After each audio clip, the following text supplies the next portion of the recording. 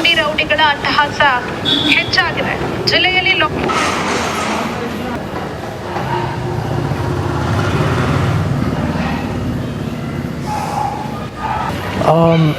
ಸಾರಿ, ನಿಮ್ಮನ್ನ ಡಿಸ್ಟರ್ಬ್ ಮಾಡಬೇಕಂತಲ್ಲ, ತುಂಬ ಲೇಟ್ ಆಗಿದೆ, ಕತ್ಲೆ ಬೇರೆ. ಏನಿಲ್ಲ, ಜಸ್ಟ್ ಮನೆಗೆ ಹೋಗ್ತಾಯಿದ್ದೆ.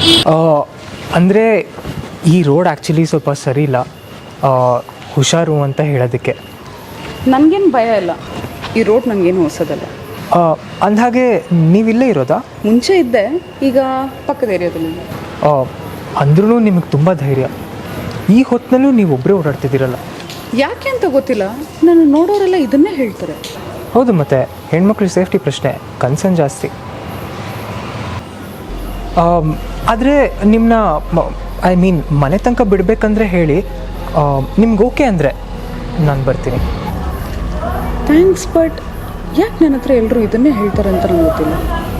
ನಾ ಬದುಕಿರೋವಾಗಲೂ ಎಲ್ಲರೂ ಇದನ್ನೇ ಹೇಳ್ತಾಯಿದ್ರು.